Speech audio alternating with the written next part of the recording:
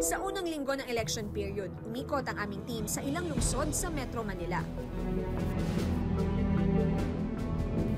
Hanap namin yung mga epal na kandidato na walang haba sa pangangampanya kahit hindi pa nagsisimula ang campaign period. Una naming sinadya ang Quezon City na may pinakamalaking populasyon ng botante sa Metro Manila.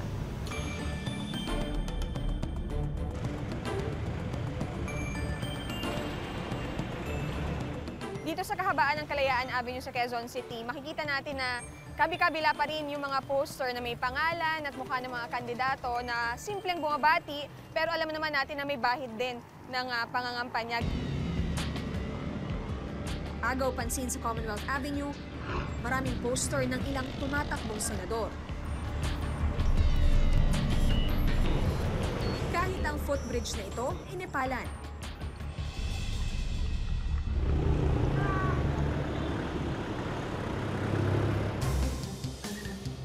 Dito sa Kamuning Public Market, kabi-kabila rin ang mga poster ng local at national candidates.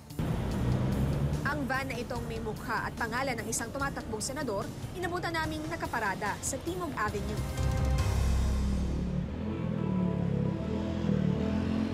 Maging itong daycare center, hindi pinalagpas at eto nga, merong mga poster ng kandidato. Nalagay po yan nung nagbigay ng gift-giving ng book sa konsehal namin. Yung kay Mayor kasi, last Monday lang, in-inaugurate kasi yan, yung ating rotonda po. Sinubukan naming kunan ng pahayag ang mga nasa poster sa Quezon City, pero wala silang tugon sa amin.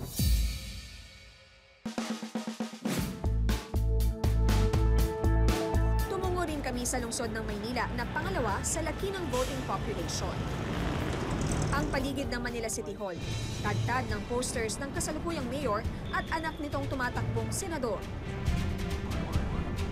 May mga poster din ng mga senatorial na nasa mga poste ng kuryente.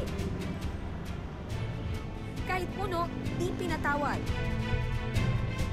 Ang mga waiting shed, tad-tad din ng mga poster ng mga local at national candidates. Kahit ang Ayala Bridge, hindi tinantanan ng pasaway na kandidato. Ilang tricycle din ang may sticker ng mga politiko. Binigay lang po sa amin. May nagbibigay po. Walang kasamang bayad yung sticker? Wala naman po. Kasi pinapakabit lang? Pinapakabit lang po. Bakit nyo naman kinabit?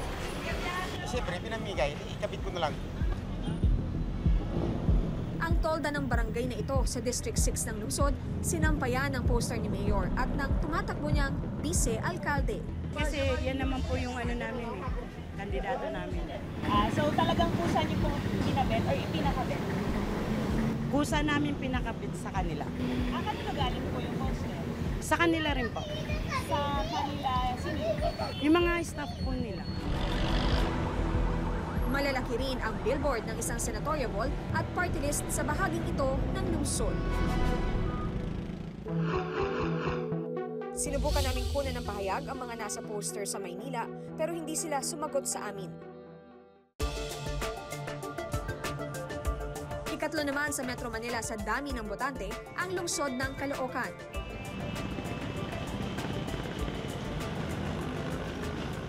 Di kalayuan sa Caloocan City Hall, tanging mga poster lang ni Bongo ang aming naispatan. Mga poster lang din niya ang makikita sa paligid ng isang barangay hall sa District 2 ng lungsod. Nagkabit naman, nagpaalam naman, oo. Sino po yung mga Hindi namin masyadong mga supporters lang? Oo, oo. Anong paalam nila, sir? Anong Magkakabit sila na wala namang nakalagay na vote naman. Tanging mga poster lang din niya ang nakakabit sa harap ng Shrine of Our Lady of Grace, sa palengke sa Grace Park at sa kahabaan ng LRT station sa Monumento. Paliwanag naman ni Bongo, hindi raw niya kilala ang mga taong naglagay ng kanyang mga poster at nakikiusap siya sa kanyang mga taga-suporta na tanggalin na ito. Sumusunod naman po. Yung mga senador kasi madali namang ma-monitor ilan lang sila. Kung nag-comply sila o hindi.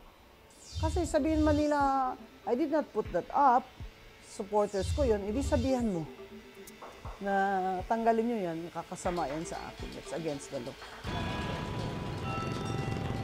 Magpapadala raw ng notice to take down posters ang COMELEC sa mga pasaway na kandidato. Now, if they do not take it down within 3 days, it is presumed na kanila yun, and that is an election offense. That's a criminal offense.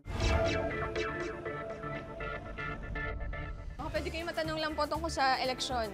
Yung sa premature Jimmy, sa Jimmy, papansin nyo ba na yung mga may posters na ngayon, even before the campaign period? Mangilan-ngilan. Pwede na rin, sangayon na rin. Bakit po? Para makilala sila. Kasi parang naaabuso, hindi nagkakaroon ng tamang implementation yung batas natin. Okay lang naman, pero nasa tao pa rin naman, di ba, kung sino iboboto. Sang-ayon kaya sila sa maagang pagpapapansin ng mga politiko? Hindi ba pwede kayo ma-interview sa GL? Hindi ako approve. Kaya lang, wala. Kasi siyempre, hindi pa naman campaign period. Kumbaga sa nag-advance ka na.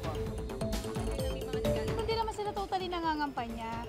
Parang nagpapakilala lang. Ganon. Iba kasi yung pangangampanya sa nagpapakilala. Sa GL po.